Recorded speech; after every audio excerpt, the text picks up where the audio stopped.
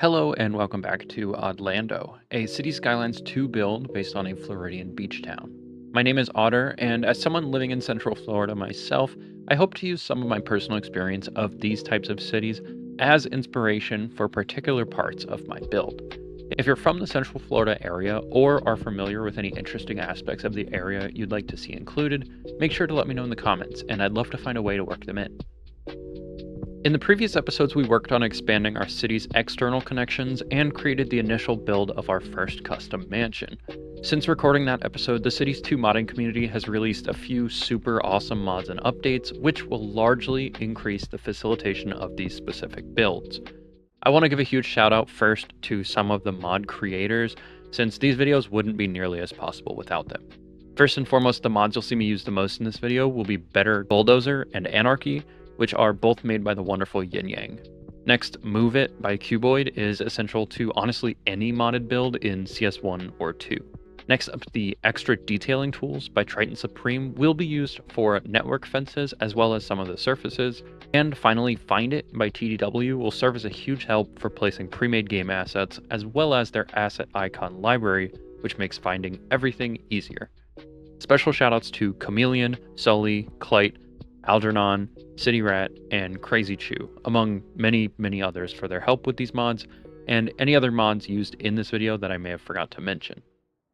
This episode we're going to be focusing on Council Square, a neighborhood dedicated to the City Council tier members of my Patreon, allowing them the opportunity to have input for their own plot of residential land in the city.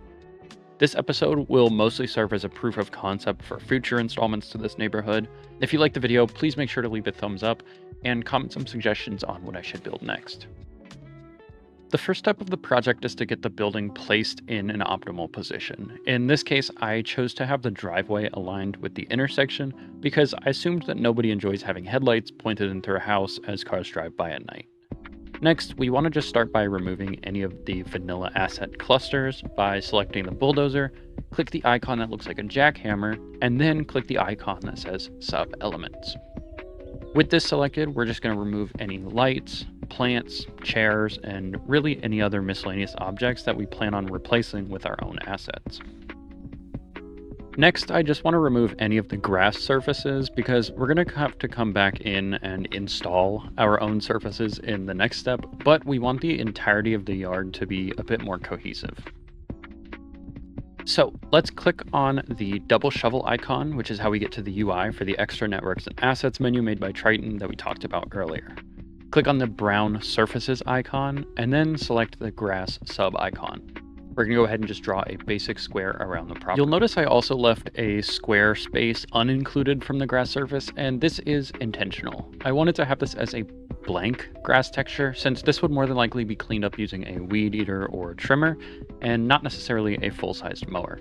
So I'm just going to go ahead and plop these, basic grass surfaces underneath of these little sub areas, like in between the house and the sidewalks. With the grass now installed, I want to renovate the driveway and sidewalks, so I'm just going to use a black octagon driveway with a more appealing brick sidewalk surrounding the house, pool, and garage. I wasn't a super big fan of the vanilla sidewalk because honestly it just kind of looked like dirt to me, and that's not really what I would imagine as a sidewalk at, a full-sized mansion house. So I just went ahead and redid it, and I think it looks a lot better. With walk-in driveways now set up, I'm going to turn my attention to privacy and safety. I was unsure which fence to go with, so I just drew a couple quick short segments and ended up settling with this tall industrial barbed wire fence. Since we've chosen a fence, the next step is to just throw in a basic outline of the property. I'm going to also leave in a few gaps for the driveway, the front walkway, and an access to the path that we built behind the property. For some additional privacy, we're also going to throw in some tall hedges, which should add an extra level of safety and privacy by reinforcing the fences, blocking lights and visibility from the roads, and also adding some appeal to the yard for the homeowners. Just for reference, with the changes we've made so far, this is what the project looks like. Now we start the fun part, detailing. I had this idea of a secluded patio with a hot tub in the corner of the yard, so I looked through my options and threw down a cool looking diamond-shaped patio, plus 2 chairs I thought looked good with the hot tub. I wish there were more options for the hot tubs because I'm not a super big fan of like the yellowish beige color, but that's fine by me. I also threw down a grill super quickly so that these guys can make hot dogs or whatever while they're in the patio without having to walk all the way back to the house. Next, I threw in some couches near the pool area for some leisurely hangout space, and I also wanted to throw in a couple chairs for those, summer cookout days. I also decided to throw in a super quick short hedge just to give some privacy in between the driveway and the swimming pool. As mentioned earlier in this video, I wanted the residents to have access to this little sidewalk cut through that's in the neighborhood, so I extended a short pathway from the back patio over to the fence, as well as one between the fence and the garage. I also added an invisible pedestrian path between the two so that it would be a functional sidewalk in-game. I decided to also place another small hot tub next to the pool, as well as a greenhouse and a small football target in the backyard area. I decided to also place another small hot tub next to the pool, as well as a greenhouse and a small football practice target in the backyard area. Then I filled all of the small grass sections in between these areas with eco pavement, which will provide some nice decorative design, as well as providing stability of the ground in this area.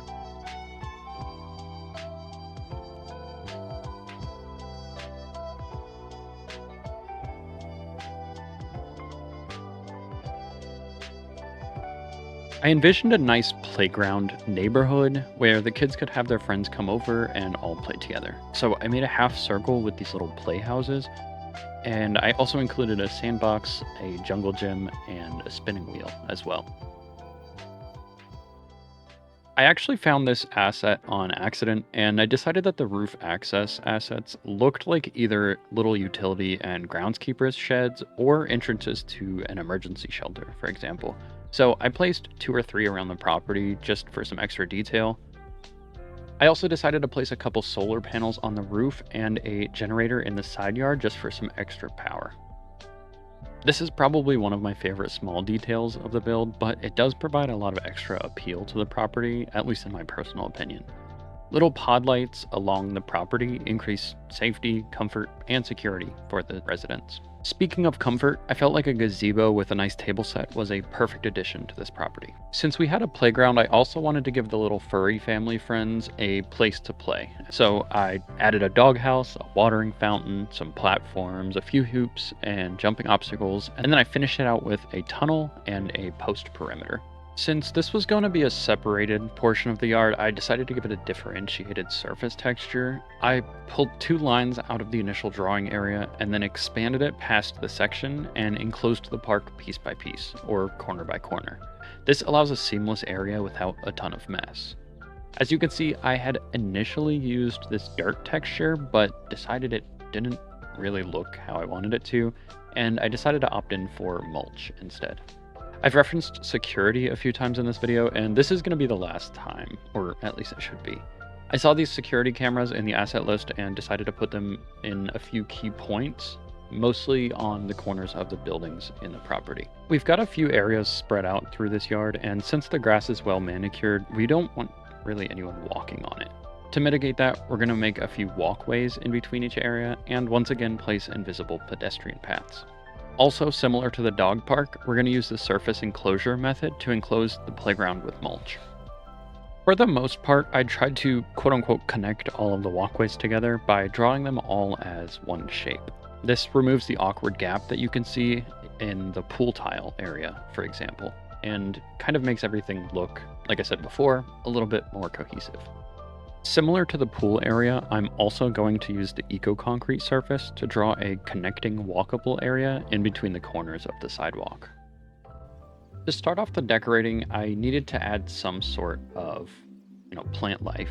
And I don't know why, but these bushes had a huge appeal to me, so I wanted to make them a center point of the project in some way. Using the better drawing tools, I set the distance between them to a minimum and basically just traced them along almost all of the paths in the yard. Next, this is obviously a Florida mansion, and I decided what better way to flaunt your wealth than palm trees, which typically cost upwards of about $10,000 per tree transplanted into your yard. I went with a few scattered in the quote-unquote interior of the yard, then had them evenly spaced along the exterior of the front-facing sides of the property. I also added a couple of these flower bushes scattered out on each area of the yard, and looking back on it, honestly, I'm kind of not happy with myself for doing that. I am not a super big fan of how they look, but while building it, I thought they looked good, and I may end up actually just taking them out once I go back into the game. Finally, I noticed the generator and the two sheds in the side yard didn't have connection to the main paths, and so I just quickly placed sidewalks and invisible paths and included them into the overall structure. And that is everything for this episode. I really love how it turned out, and this was super fun to put together. Despite only being a 12-minute video, this took almost 2 hours of building to complete. So if you've got this far, thank you so much for watching. If you'd like to see more weekly videos, hit the subscribe button and turn on the bell notifications. Also, if you're interested in seeing pictures of every build, work in progress updates, and early access to the weekly videos, consider checking out the Patreon. It'll also be linked in the description of this video. I've got a few exclusive videos planned for the Patreon currently, including a large custom park, a large commercial area, and a few other projects that I'm really excited for. Thanks so much for watching, and I'll see you in the next one.